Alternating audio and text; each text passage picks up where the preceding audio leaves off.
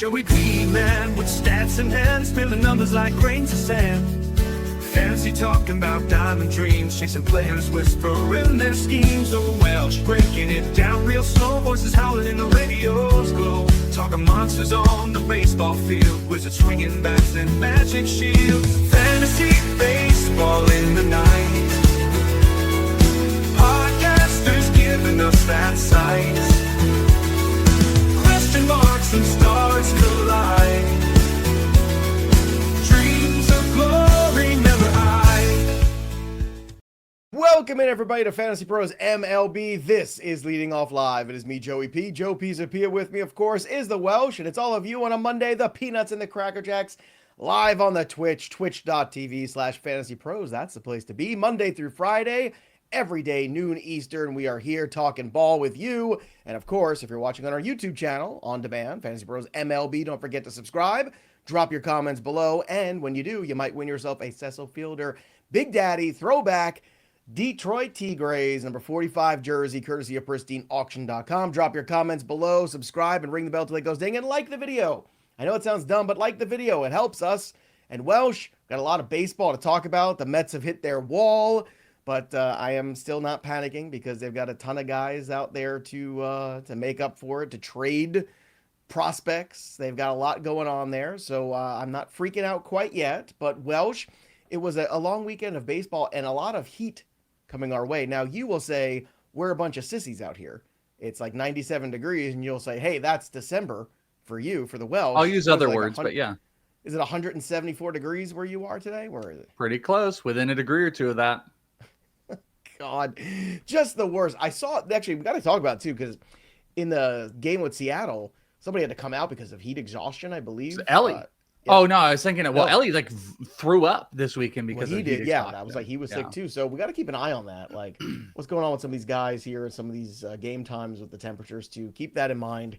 It's brutal out there right now, and it's brutal for the Mets because Jesus Luzardo dominated them yet again. He just kind of owns the Mets. 7 strikeouts, 6 2/3 innings, and it's June. It's a little late for Schwarberfest, but it looks like we're finally getting some of it. His 24th home run. So the Phillies doing good things, and another save for Mr. Kerkering as well. Just throwing that out there too over the weekend. More Orion Kerkering saves. I still think a Batista, maybe a Yohan Duran, a Bednar, somebody else is going to the Phillies. But until that happens, Welsh, it feels like that's the place to go for saves. Yeah, I'm not sure that they're gonna. I mean, maybe, but like, think of what they've done, and like getting the move of like Romano, and like, are they gonna go and trade assets for another closer? They could probably use it simply for a playoff run, knowing Alvarado's not going to be there. So I think that's a possibility.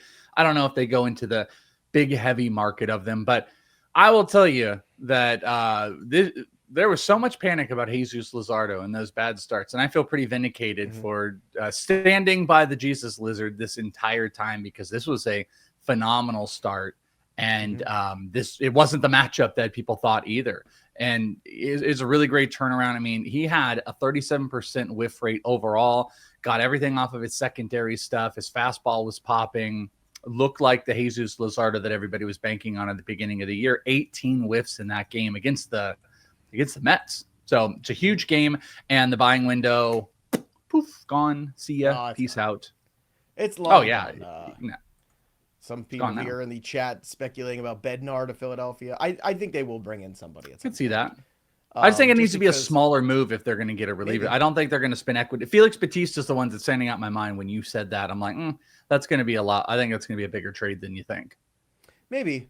It might be. I'm trying to think which one of those closers are potentially free agents at the end of the year too. I'm Shelby Miller with the Diamondbacks. Diamondbacks are a garbage pile right now, and their relief and stuff. Shelby's been pretty good. On top of that too, I mean, dare I say, if the Guardians keep sliding, could Clase be a guy too? I mean, you might be able to. I doubt it. Like, if you're the Phillies, like, this is your window. Like, don't be cheap now. Like, you're so close. You've been really close. Last year was super disappointing.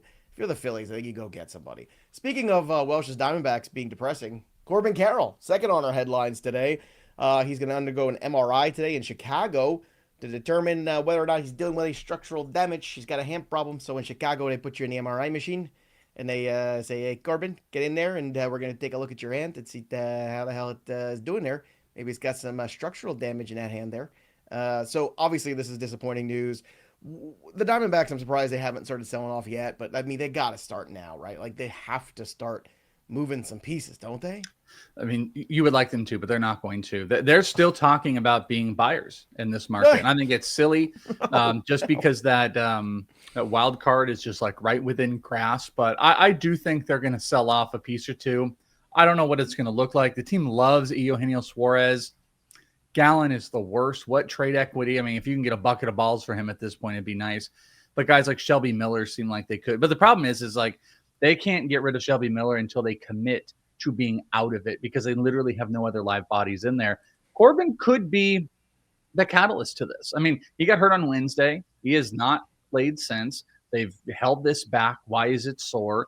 If there's some type of like hairline fracture or whatever, and he's got it for a month, that should be the nail in the coffin. That should be enough. Like, I don't know how many more of these we need. It's just like again and again and well, again. In all fairness, they have been competitive, and I think that's, I respect that. It was a team that was 2 years removed from a World Series performance there.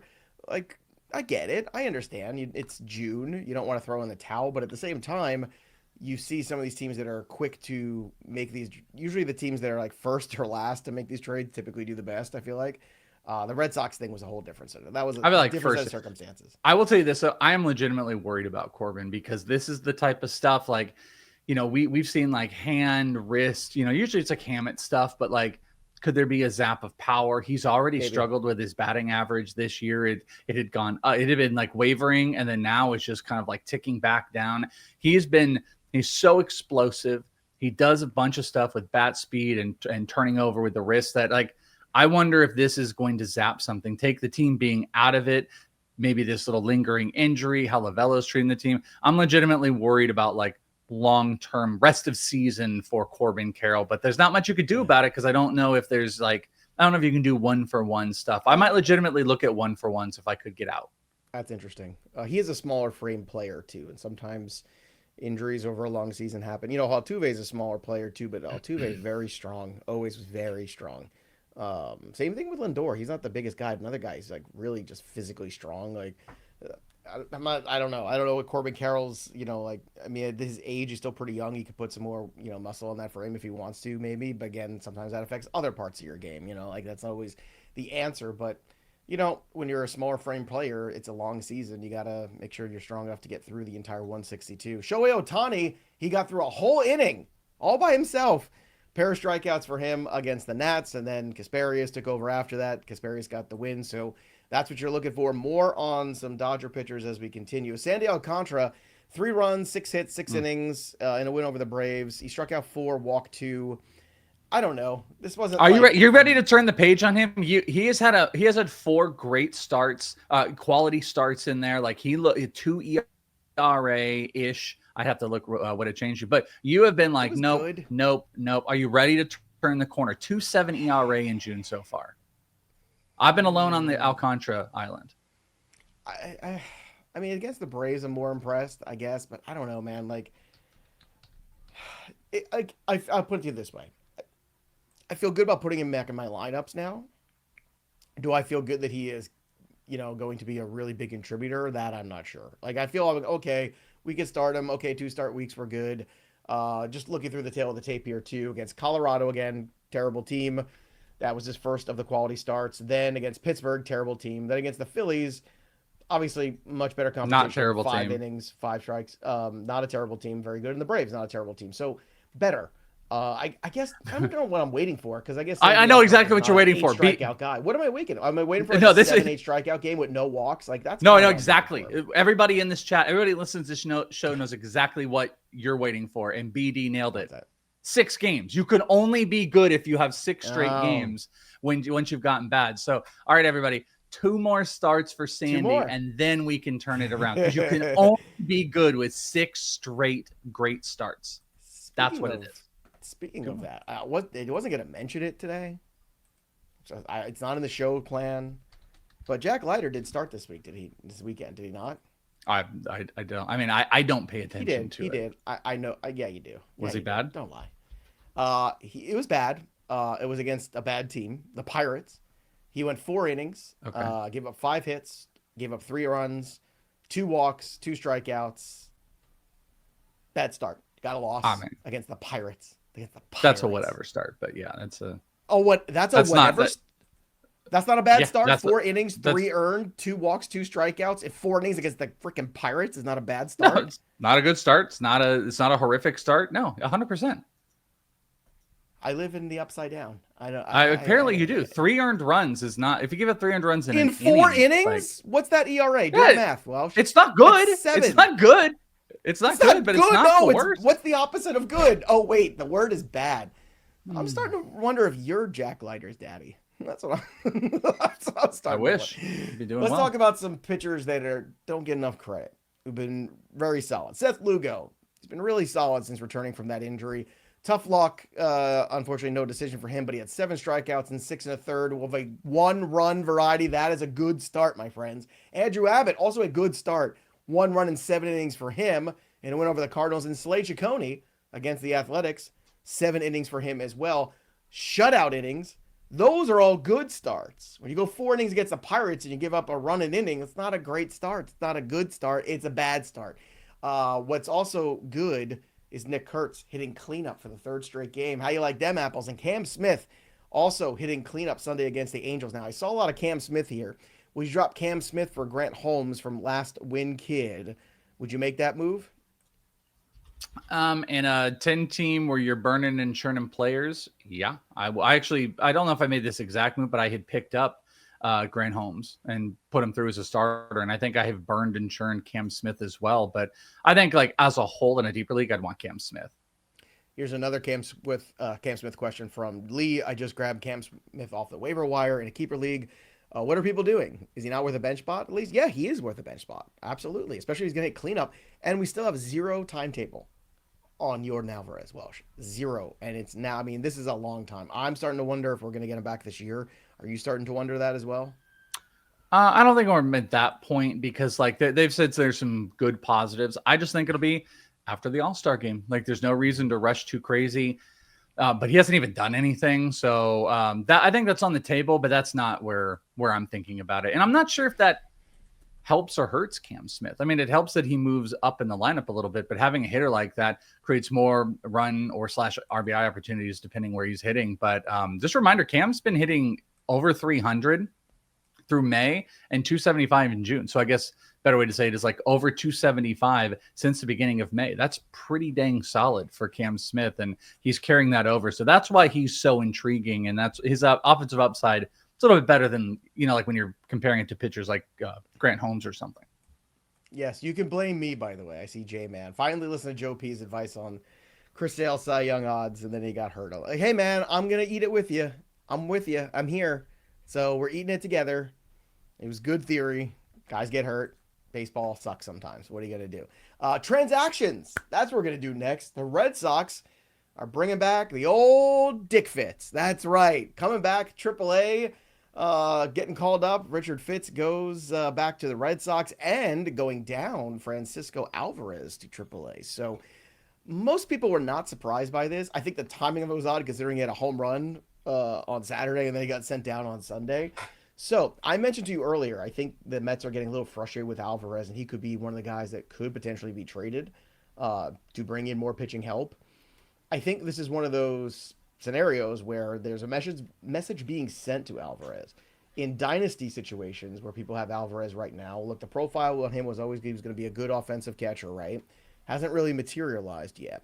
So are you a buy low on Alvarez right now, or are you a wait and see here when it comes to this AAA stint he's going to have coming up?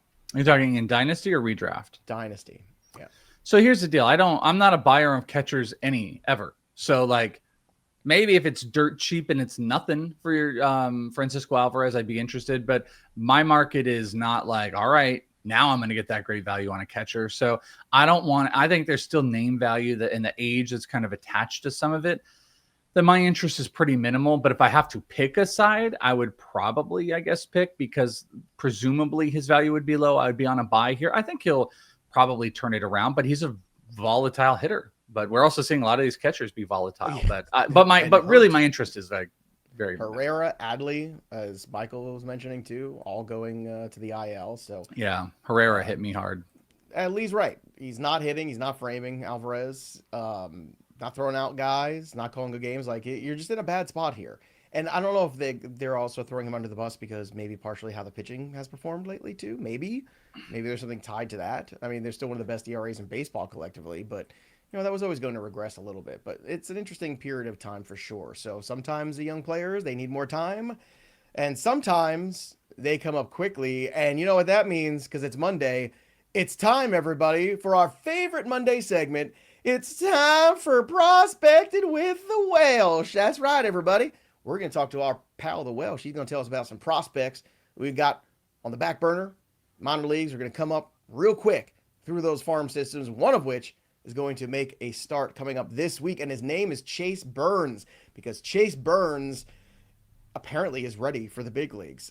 Incredible season for him, just incredible. 22 years old. He has a 1.77 ERA, a .77 WHIP, 89 strikeouts, 13 walks over 66 innings this year. He's widely viewed as one of the best prospects in baseball when it comes to pitchers. And Chase Burns, we thought, okay, maybe after the All-Star break we're going to see him. But after being promoted to AAA, the Reds apparently have seen enough. And I got to hand it to the Reds, too. I mean, Hunter Green's really come on this year. Unfortunately, injuries have derailed him yet again, that same groin issue. Lodolo's been finally, I think, getting back on track. Andrew Abbott's been really solid. So Chase Burns, if he can give them quality innings here, Welsh, this is a huge win for this rotation. But from a fantasy perspective, are you ready to trust him in redraft? That, I think, is the big question. Yeah, and this is a little different than we usually do here on the prospecting segment because we know he's coming up. But I do believe we're in a very weird time right now, leading into futures game and All-Star break, where prospect stuff is going to be kind of wishy-washy. Like they're making plans. Prospects are already finding out if they're going to the futures game and whatnot. So as far as like what impactful call-ups are going to happen, I think we're in a little bit of a lull. But it leads into a super, super important thing, like you mentioned, with Chase Burns to talk about, and another pitcher we're going to get to, because Chase Burns, he went full school of Rhett Lauder with the Reds, and the Reds had given us this, this blueprint of how they were going to do it. I questioned it earlier in the year, and over the last 3 weeks, we could see like, no, they're only going to give him 3 or 4 starts in AAA, and he's going to be at the majors. And he's put up some really great stuff in the minors. So, am I going to trust him? Yeah, I think I'm going to jump into the pool because I think the strikeouts are so high. From a stuff perspective, in AAA, we got to see some of his data, hitting 98 on average on the fastball, throws a high upper 80s, just about 89 on average slider. He's heavy fastball slider. Throws a 90-mile-an-hour changeup, which induces a bunch of strikeouts with how his fastball goes. And then he's got a curve that's in there. And through AAA, had a little over 10 K per 9, a 2 ERA in just a couple of starts. And I think he's going to come up, and I think that combination is going to do really, really well. I mean, his extension is great. I think Chase Burns, I've been arguing with myself in the prospecting rank world, he might be the number 1 starting pitcher in the minor leagues right now. Ironically, we are going to talk about the other 2 with this, though, because Chase Burns, I think, vies for that spot. And Joe, I'm going to do the transition into this one because this was a question that I brought up with Chase Burns because I think Chase Burns, you should go and pick up. I'm comfortable in spot starts. I think he's here because the Reds are competitive, and he is here to help them win games the rest of the way through. But here's going to be the number 1 question, Mr. Joe Pisapia. Should I drop Bubba Chandler for Chase Burns? Because you guys asked the same question last week. Should I drop Mizorowski, or should I drop Bubba Chandler for Mizorowski? And the answer is yes. It is yes, because and I'll let you jump into Bubba, and then I'm going to full Daniel Bryan old school yes on you. Yeah, I mean, I've got. What are we waiting for, Bubba Chandler? At this point? I've got some takes on Bubba, but I took the transition or the open from you on it real quick. If you want to hit the leading into Bubba, because things have been bad for Bubba, he's never coming up, but I don't think he's coming up anytime soon, my friend. I don't either. And look, I don't know what more there is to be said. I think you had the fever pitch where he was pitching very well. There was certainly room in that rotation for him. And the Pirates are saying, no, we're super cheap. This is what we do. We just don't care. And then I don't know if it was a combination of maybe him getting frustrated and maybe it happens sometimes. players pout sometimes, players get pissed off sometimes that they're not where they're supposed to be.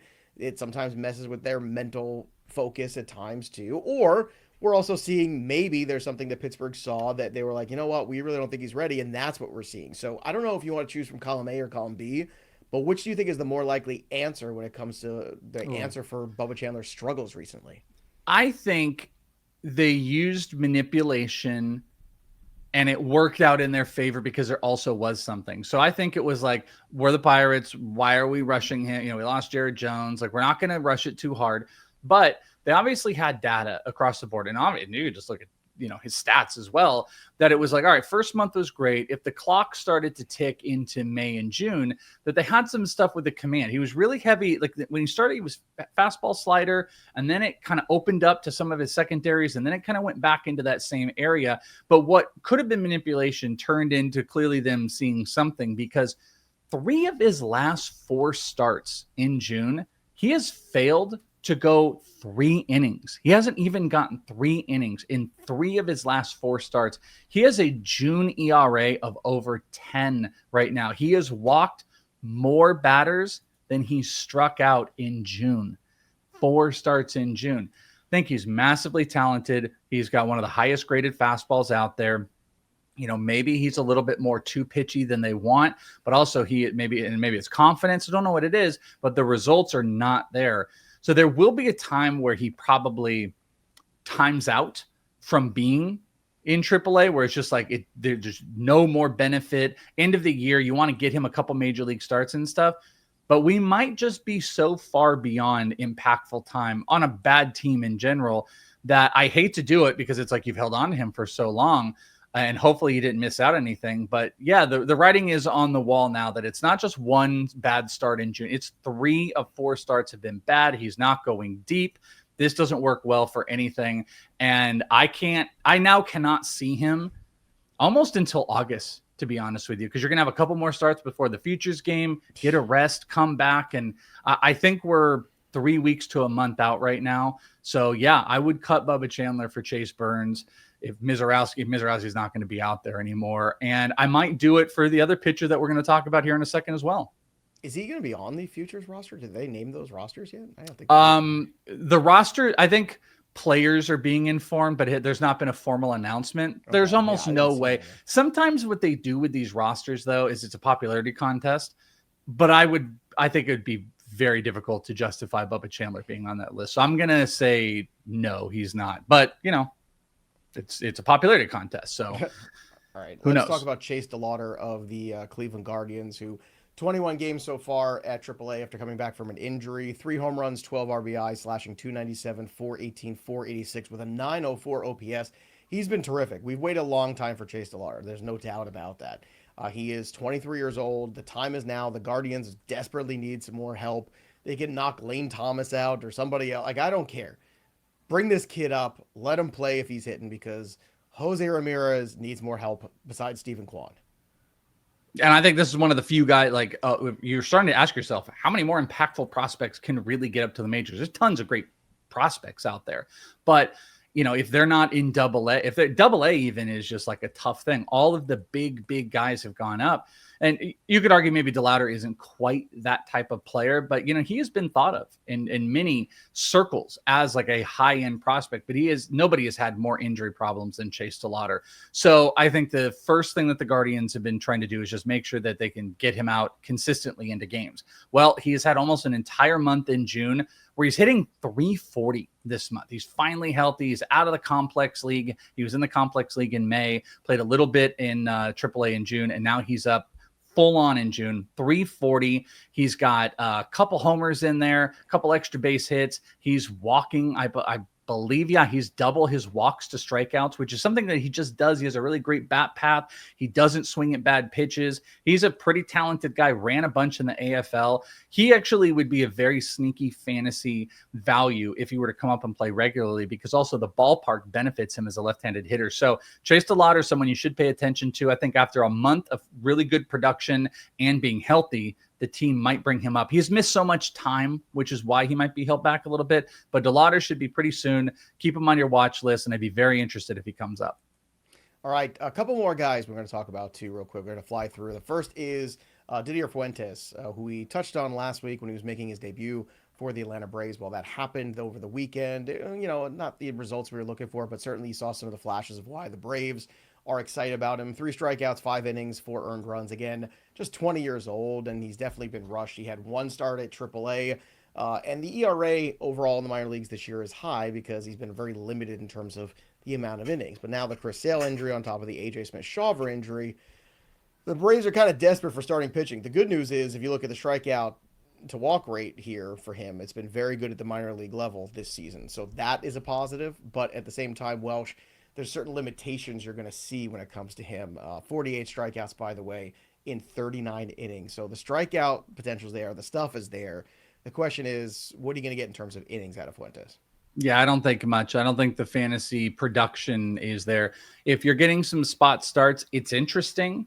Like I have like some pseudo interest, I suppose, long term, but the curveball sweeper combination is great, but the results weren't there. I think with how competitive this team is going to be, maybe it's something where you throw in, I want to say they did something similar with the bullpen with AJ Smith-Shawver, that I think that's where he would end up going at this age instead of big starts. So redraft perspective, I'm not super interested. It was low Ks after this, and I wouldn't be trying to jump to pick him up right now. Here's a question from Angel. Will Painter get called up this year? Well, that's the next guy on our list to talk about because Andrew Painter allowed 2 runs, 5 innings in Saturday and a start at Lehigh Valley. So thoughts on Painter and where his current situation is looking at the 2025 season and what's left of it?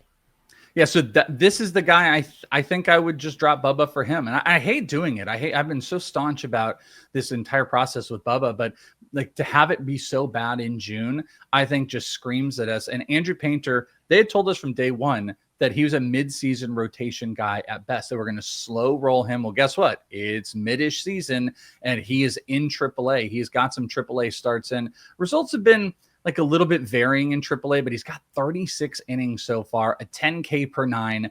Walks have been up more than he wants, but he's just got really great stuff. Fastball around 97 right now. He's got the slider, the curve, the changeup, the cutter. I mean, he's got like 4 to 5 pitches he's throwing for at least double-digit percentage of the time. I think he can help that team win. So I think we're going to see Andrew Painter before Bubba now. So yeah, I think I would go and pick up Andrew Painter. And one other guy, too, to just throw out there, too, Jonah Tong. I know we don't talk a lot about the AA guys, but 11 strikeouts, 7 2/3 for him. I assume he's going to get promoted pretty soon to AAA, but just keep a note of him in those deeper leagues, too, because the Mets have had some issues here with some of the starting pitchers. Maybe he gets a couple spot starts. It's not impossible. I think it's unlikely. I also think it's even more unlikely the Mets trade him, but in terms of dynasty assets that are pretty high, if you are out of it right now, it looks like Jonah Tong might be a guy you want to acquire and trade off some pieces to start rebuilding. He might be a nice building block of your rotation for the future. And that, my friends, is Prospecting with the Welsh. Make sure you follow us on FantasyPros MLB for more prospect talk and more fantasy baseball. Let's get to the fun facts. Ronald Acuna, going into the weekend, has scored 27 runs. That's 27 of the 111 runs for the Braves in 26 games since coming off the injured list. That's nearly a quarter of the runs the Braves have scored belong to Ronald Acuna. I just thought that was incredible. He's hitting .390 with a 500 OBP and a .690 slugging since he's been back. I think he's healthy. I think he's pretty good. Michael Soroka, weird one, 10 strikeouts, career high against the Dodgers, no less. You want to chase this, Welsh?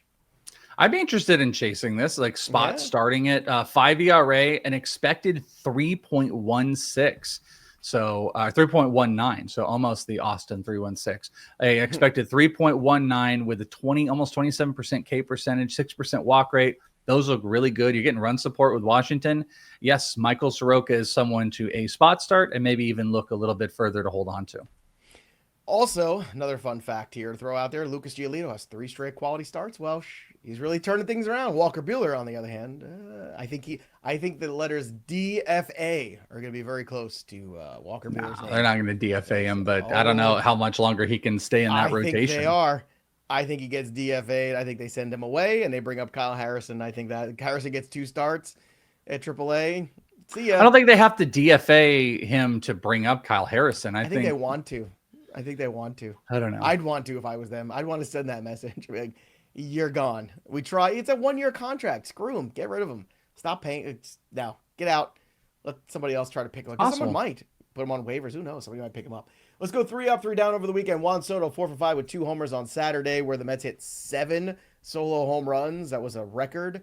Max Muncy homered twice yesterday and drove in 7 runs. Huge day for him. And Byron Buxton continues to play baseball, which is great. 3 for 5, a steal, and 2 solo homers against the Brewers yesterday. The downs, my boy David Peterson, he did struggle, unfortunately. 5 runs, 6 hits against the Phillies. Brandon Pfaadt, he still stinks. 4 runs, 5 innings for him.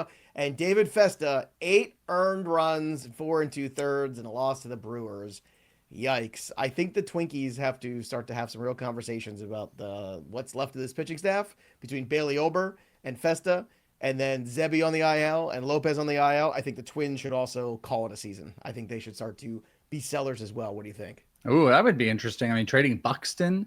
Buxton's got immense trade value Duran, right now. But yeah.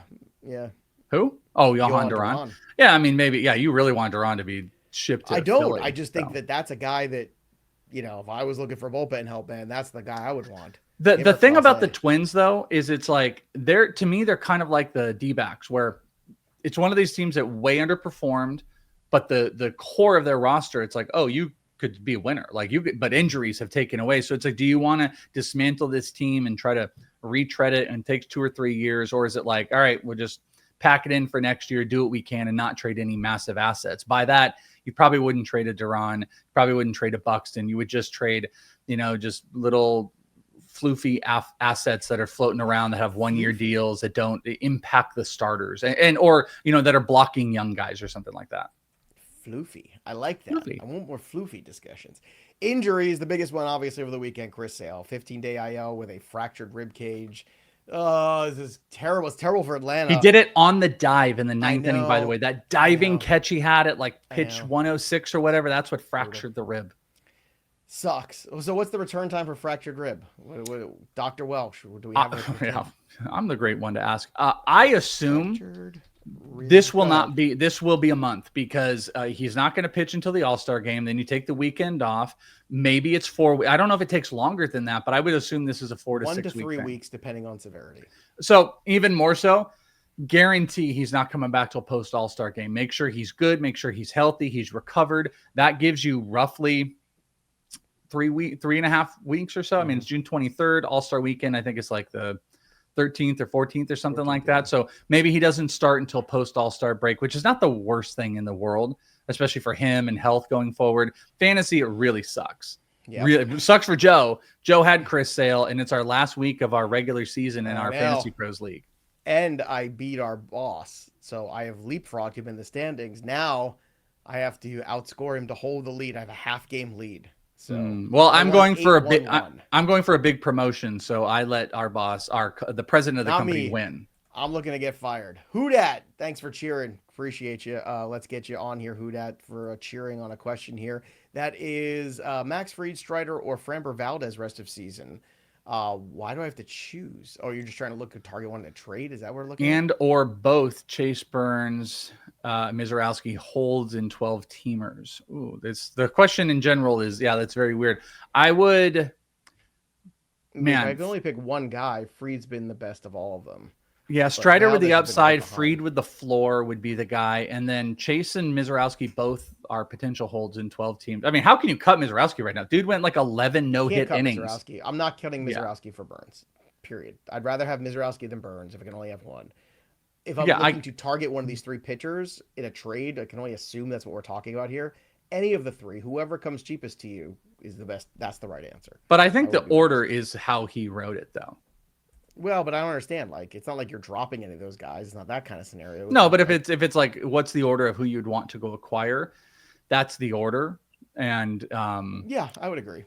But it's like if you had to pay a lot more for Fried and a ton less for target Framber. pitchers in a trade. So there you go. That was the answer. Okay. So, again, my answer is whoever comes cheaper. If you get Framber Valdez considerably cheaper, okay. If it's the same cost as getting Strider or getting Fried, I'd rather have one of those guys. I think that makes sense. Hunter Dobbins goes in the IL. So another one bites the dust here. That's how Richard Fitz came back up. Jackson Merrill comes off the IL yesterday from the concussion protocol, so that's good. Nady Eovaldi might make his next start, but in the majors, I'm kind of shocked. I know they did a 50-pitch side session with him, so they say, no, he's good. He's just going to go back in the rotation. I never loved that Welsh. I'm not going to lie. So I'd hold my breath, but I'd probably start him because he's been so good this year. You know what I'm always intrigued by, as somebody that lives out here and has like the complex level and sees a lot of these rehabby starts. I'm so interested in the logic between we're going to send this guy out and we're going to have him throw versus he won't even ever see a minor league rehab start and we're just going to throw him back in the majors. More often than not, it is older guys, but still, like, what were those little sessions so competitive with the guys at the stadium? I mean, like, why? Welsh, I'll be honest with you. I think it's a matter of, again, the stress that they've taken. Jack Leiter stinks. They have Molly on the IL. Like, they kind of need starts. Like, if you're going to have him go 75 pitches, you might as well give you 75 pitches at the big league. And I think that's the Rangers' thought process. They're right there in this thick of the wild card. They're a couple games out. So why not take those innings for better or worse and put them in the major leagues? I think that's the thought process. Maybe. I just, like, you're right. I don't think it's the place. Yeah, I don't think it's a lost thought. I guess I'm talking more not like him specifically. It's the overarching, like, what is the reasoning that this team does this and this team says, no, we're not going to even do rehab starts. It'll come to, like, Ohtani's was very specific. Ohtani was like, hey, listen, I'm throwing these competitive sessions. Why don't I just do this in the majors and give you guys one inning when we're using openers anyways? I want to do that there instead of Ohtani can go one inning. Anybody can come out now. And he was only doing them at the stadium anyway. So. All right, Max Scherzer said he's going to be activated on Wednesday, so we'll see how long that lasts. Adley Rutschman, again, we mentioned, is going to be out through the All-Star break with the oblique. He's on the IL. Ryan Yarbrough goes on the IL with an oblique strain, so we won't see him for a while. But Tyler Glasnow, 2 scoreless innings in rehab, hitting 98 on the wire. And on the old radar gun, I made a trade for Glasnow in my home league. I'm pushing in. I'm in the playoffs right now in terms of, like, standings. So I traded some young pieces, taking a shot on Glasnow. You got Strider and Glasnow, right? Is that the same league? Strider and Glasnow in that league with Pepio, Peralta, and Perez. All the P's. I got all those guys there. And at some point in time, maybe Brandon Woodruff. Before I die, we'll get a Brandon Woodruff. Bubba Chandler or Brandon Woodruff? Woodruff. It's time for the best bets of the day. Joey P and the Welsh. Let's start with the Los Angeles Angels of Anaheim on the money line against Walker Buehler. That's right. Walker B, it's time for you. This is your DFA start. See you later, buddy. Plus 100 on the money line I'm getting right now. I'm going to take it. Plus, you'd also see that Mike Trout has really good numbers in his career against Walker Buehler. So give me Trout to score a run here, plus 130. Then give me the Chicago Cubs money line at minus 106, because why? Ben Brown is pitching at night. He has a 3 ERA in the evening and almost an 8 ERA when it comes to day games. So as long as Ben Brown is not seeing the sun, we're okay. It's all about the moonlight. Ben Brown likes to dance in the moonlight. Welsh, let's look at your best bets for our Monday morning here. Yeah, let's do it. Like how you said that. Like, let's just look at the foofy bets. What do you got? Well, Joe, and what I got here is I've got the Diamond. Hey, crazy there. You've got to. Hey, you guys, you heard about this? No, I can't do it. I just lost it as soon as I did it. I got the thing, but I couldn't do it. Arizona first 5 money line. I've not been back in the Diamondbacks a whole bunch. Particularly Eduardo Rodriguez is a weird one, but he's put some good starts together. It's against the White Sox, and I mean, look at the line, like minus 120 first 5. That's the money line through the first 5 innings. Yes, you're without Corbin Carroll, but they're still the White Sox. You still have Ketel Marte. As long as Eduardo doesn't do the I throw 87 down the middle and bombs just start flying. Arizona first 5 money line. I really, really like this one at minus 120. I'm going Seattle first 5 run line, and that is a strict go against Bailey Ober. Bailey Ober has been squadouche, and you've got Brian Wu on the mound, who I think is going to hold that offense down. They need to score 1 run through the first 5, and that is almost even money. And then let me take Milwaukee run line minus 1.5. I am just picking on Braxton Ashcraft, who's making his, I guess it's not his major league start. He's had some appearance, but he's going to be pitching for the Pirates. Brewers offense been great. Chad Patrick has been really good. So I am betting on the Brewers to win by 2 full game. Arizona first 5 money line, Seattle first 5 run line, and Milwaukee run line full game. Those are my best bets of the day. Shout out to Van Ron and Hoodat cheering bits. We love the bits cheering. Go ahead, make sure you do that. Make sure you like the stream too if you're watching on the YouTube channel. And if you're placing bets, do it at FanDuel. FantasyPros.com is the place to go. /leading off. Go bet $5 and win $250 in bonus bets when your bet hits. only on FanDuel. And also, don't forget to download the Betting Pros app, use the promo code leading off, and you'll get 7 free days of the premium tools. You always get access to the free tools, but those premium tools, that's the ones you want. Look, see, that's that picture of us. That's us using the premium tools. Looking at the tools. We're so happy. Very excited. Download the app now and get to use stuff like the prop bet cheat sheet too, where you can sort everything, strikeouts, hits, home runs, all the props you can find at bettingpros.com/MLB props. That's the place to go. We don't have a home run board today, so we're just going to make some home run calls. We'll have it hopefully tomorrow. Don't worry, everybody. Doesn't matter. Doesn't matter. Well, I had one from Judge over the weekend. So I don't know. Did you get one? I'll never get one again. So we're tied. So we are officially tied, which means now it's on. It's on, baby. I'm going with Mike Trout plus 285 for a dinger today. Welsh, where are you going for your home run call? Give me James Wood. James Wood. Good one. With the home run call. They are, I just completely forgot. They're going up. Oh, yeah. Stephen Kolek. Oh, yeah. This is the stat I love. Not really in a great stat. Stephen Kolek has given up 7 homers over his last 2 starts. 7 home runs over his last 2 starts. So I'm going to go with one of the best left-handed power hitters in the game in James Wood. But I won't get a homer. Everybody. Tomorrow, we're going to vote for our fantasy all-stars here on the show. Join us. Don't miss that one. It's going to be a good time. That'll do it for us. But the story of the game goes on for the Welsh. I'm Joey P. We'll see you next time, kids. Later. It's crazy there. Going to vote for the all-stars. That's a lot going on there, Welsh, isn't it? You're going to vote for Peter Alonso. He's a pretty good baseball player right here. That's what I hear for Peter Alonso. I just fell down a hill. I did not pay my bookie. It's okay. I landed on my chin. Everything's fine.